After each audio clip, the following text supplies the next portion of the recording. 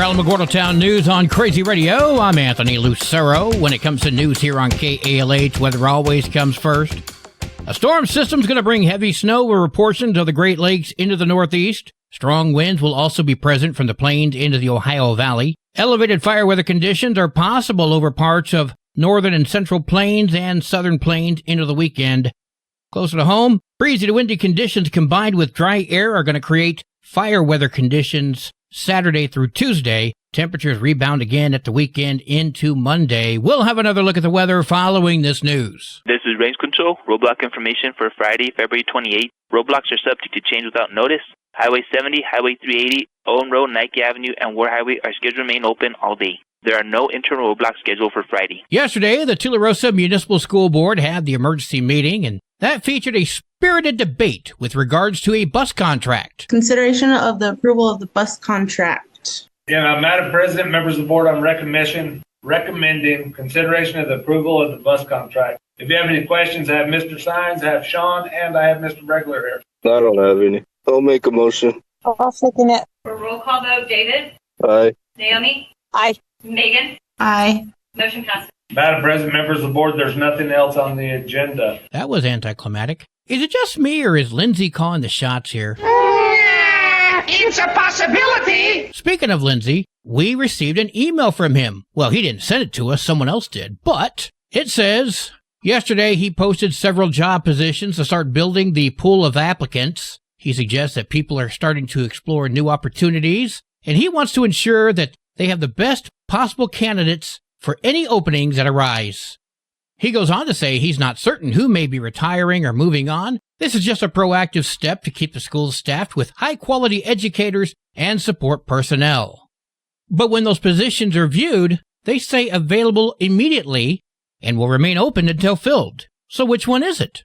Some have suggested that this is simply a way for Lindsay to, quote, cover his ass, close quote, so that people don't come after him for posting open positions without any warning. Lindsay says he wants the best and brightest, so perhaps we should start with the superintendent of schools. Now that I've said that, Lindsay's probably going to go whine to his lawyer. Oh, mean old Anthony said you weren't bright. You want to run things here? No, not at all. Huh? You want to be daddy? Said it? Number two, you want to wear the daddy pants? Huh? You going to cry? You going to cry? So. Huh? Huh? You going to cry? You going to cry? You going to cry? Huh? What are you? Huh? You're going to squirt some? You're going to cry? Huh? Yeah, see, you're going to cry, huh? You're a big man now, huh? Yeah, thought so. I love this job.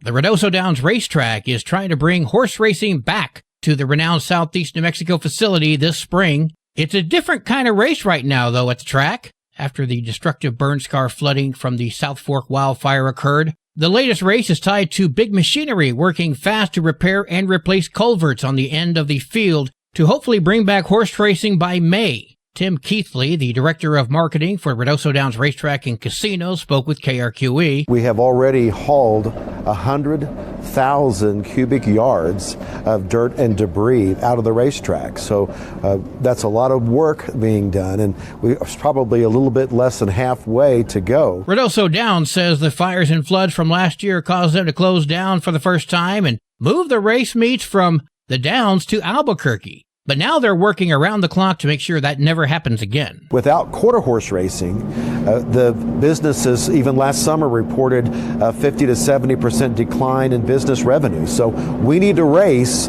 so that the community can have tourism and bring those Texans over to spend some money with us. Still concerned about potential flooding this year, they said for now they're going to switch to just using one side of the track for quarter horse racing. They expect the track to be fully repaired by Memorial Day. It'll be fixed and ready to go because you have to, even though we're not running thoroughbred, you have to be ready to train all horses, including quarter horses. Because the Rio Ruidoso runs through the middle of the track, the Downs are working with both state and federal officials to coordinate this project. There is no total cost estimate on this project thus far.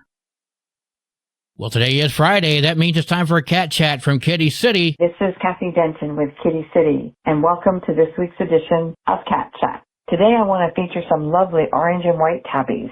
Their numbers have increased at Kitty City in the past couple of weeks, so I have lots of oranges to introduce you to. If a friendly, lovable, and mellow lap cat is what you're looking for, we have just the kitty for you. Pretty girl Miss Prissy always perks up when people come to visit her. She is possibly the most sweet, loving, and gentle kitty at Kitty City. Miss Prissy is very much into laps and cuddling. The minute she is picked up, Miss Prissy makes herself comfortable in a set of arms or on a lap, and that is where she is content to stay. When she does remove herself from a lap, Miss Prissy enjoys playing with toys. Miss Prissy is a 1-year-old short-haired orange and white tabby. The orange splotch on the right side of her mouth gives the appearance of half a mustache. Miss Prissy is all ready to go to her forever home. She's been spayed, microchipped, and vaccinated.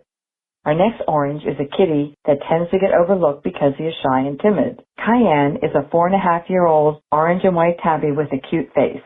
For some reason unknown to us, Cayenne has never overcome his shyness. He is a very nice kitty in every other way. He gets along well with the other cats in his room, and he doesn't run away when we approach him, but he doesn't approach us either. By now he knows he will receive head pets, which he accepts, but he is more comfortable remaining in his cubby. We have hope for this boy that someone will be visiting and notice him and want to take him home to shower him with love and unconditional understanding. This will take a patient person in a calm home and quiet environment. Cayenne is neutered and microchipped.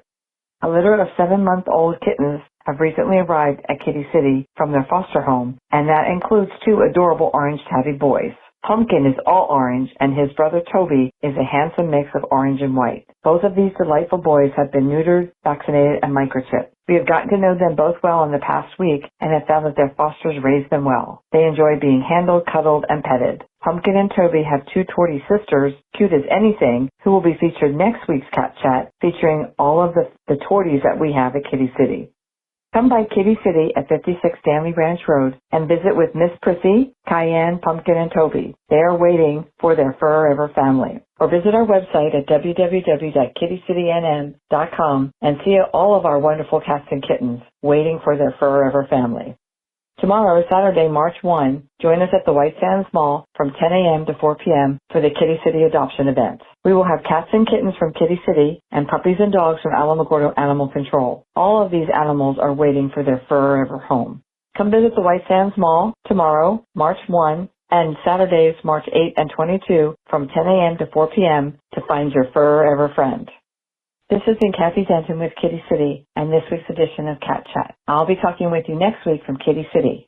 Kitty City and you, no one loves them better. News from around the state in just a moment. This is Alamogordo Town News on Crazy Radio. I'm Anthony Lucero. From basic to advanced computer repairs, it's GalacticGeeksPCRepair.com. Local business owned and operated by Greg Gutierrez. Available for on-site work from 9 to 6 daylight. Installations, upgrades, even virus repair. For information, email Greg at GalacticGeeksPCRepair.com. Google IT support, professionally certified. Local news from local perspectives, from local voices. AlamogordoTownNews.org. Local sports, local events, and local happenings and more. Nonprofit owned and operated by Second Life Media. We are Otero County. AlamogordoTownNews.org. Heard daily on Crazy KALH Radio 95.1. Directory Plus is the right size book. It's the book if you need a phone book. That's what just one person has to say about Directory Plus. With its red cover, features, colorful yellow pages, and lots more, it's no wonder people all over use Directory Plus. It has so much more information. You can cross-check phone numbers or addresses or pretty much anything. Look on the plus side, Directory Plus. I'm a big fan of Directory Plus. Las Cruces police are investigating the shooting death of Justin Griffin, age 36, killed Wednesday evening near NMSU. First responders found Griffin suffering from at least one gunshot wound. He was soon pronounced dead. Investigators say they are currently following multiple leads.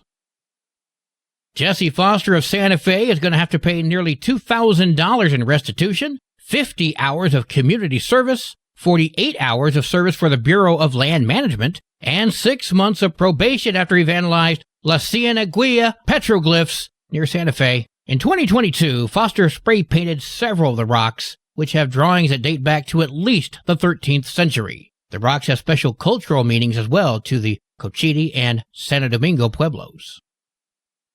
Governor Michelle Lujan Grisham signed 6 new public safety bills into law. It was just 2 weeks ago when state lawmakers unveiled the Omnibus Public Safety Package, a collection of 6 previously vetted proposals, all working to improve public safety in the land of enchantment. 15 days later, those 6 bills are now state law. The largest and arguably most impactful part of the package is an expansive plan to rework the state's criminal competency laws. The courts will now have more options when dealing with suspects who are deemed incompetent to stand trial instead of simply releasing them back to the streets. State Representative Christine Chandler. We combine the approach to competency with smart, targeted measures to deter crime. The public safety package also includes a proposal to ban devices converting semi-automatic weapons, like a handgun, into a fully automatic weapon. They're already banned on the federal level, but now state prosecutors can take on those cases. The package also expands the state's DWI blood test laws, increases the punishments for shooting threats, which are now the same as a bomb threat,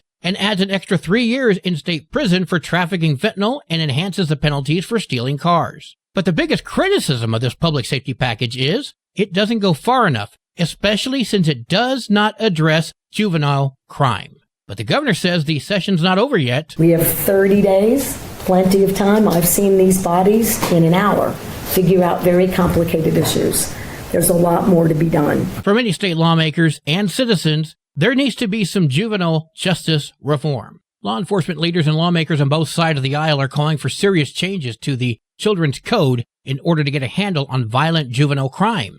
Bernalillo County District Attorney Sam Bregman. We've got to think about why 14-year-olds are committing these crimes. Are they inherently born bad people?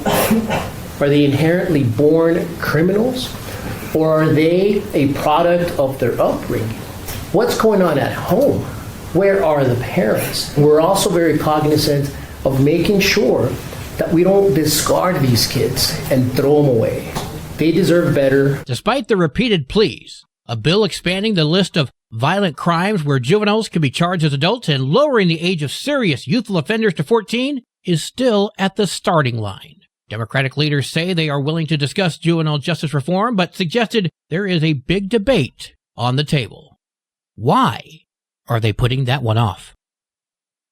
This year's legislative session is looking to reform the New Mexico Children, Youth, and Families Department. State Representative Gail Armstrong, Republican from Magdalena, spoke with KRQE. 22 babies have died that had plans of care because no one's checking on them. No one's taking the responsibility of, this is my job, I need to check on this baby. House Bill 343 would be the first step in creating an independent program that would track and investigate all reports of infants who were born with exposure to drugs. It's a sweeping bill that would make big changes to CYFD, taking some enforcement authority away from the department and creating a new way to monitor those children. This isn't about protecting the baby. It's not about taking babies away. It's not about putting them in foster care. It's not about putting their moms and dads in jail. This is about getting them the help they need. The bill is scheduled to be discussed in committee this morning. Noelle Dondero joins us now to give us an important announcement regarding the state's efforts to combat avian influenza, also known as bird flu. She comes to us direct from the New Mexico Farm and Livestock Bureau. New Mexico has initiated a new milk testing program as part of the ongoing efforts to protect our agriculture industry from avian flu. The New Mexico Department of Agriculture is working closely with state officials and testing laboratories to monitor potential impacts of this disease, which has already caused significant disruptions to poultry farms across the country. Under this new initiative, milk from dairy herds will be tested for the presence of the virus to quickly detect and contain any potential outbreaks of avian influenza, ensuring that the supply of milk remains safe for consumers. So, what does this mean for you? For now, it's business as usual for New Mexico's dairy farms, but it's also a reminder of how important it is for everyone in agriculture to stay informed. To learn more, head to New Mexico Department of Agriculture's website or contact your local agriculture services. This has been Noelle Dondero from New Mexico Farm and Livestock Bureau. Sports and weather are coming up next. This is Alamogordo Town News on Crazy Radio. I'm Anthony Lucero. Hi, Sunny Harris, inviting you to join Animal Village NM's Thank You in Advance fundraiser and help us reach our goal of $25,000 by February 29th. Your support will fund spay-neuter surgeries for more than 200 pets and provide essential pet food for families in need. Drop off gently worn shoes at our collection boxes or donate online at animalvillagenm.org. By mail, 303 Spring Road, Ruidoso, 88345. Thank you in advance for your generosity. animalvillagenm.org. They are role models and educators. Their work requires a great deal of time and energy for very little pay. Who are these unsung heroes? Thanks, Coach. Thanks, Coach. The simple truth about education-based athletics in New Mexico is this. Without a committed team of coaches and administrators, they just wouldn't be possible. School sports, they bring out the best in all of us. This message presented by the New Mexico Activities Association and the New Mexico Athletic Directors Association. There are 14 games for New Mexico girls basketball today, including Mescalero at Mesilla Valley Christian, and Ruidoso comes to Tularosa. Wow! Go, Lady Cats! There are 17 games for New Mexico varsity basketball today, including Lordsburg at Cloudcroft.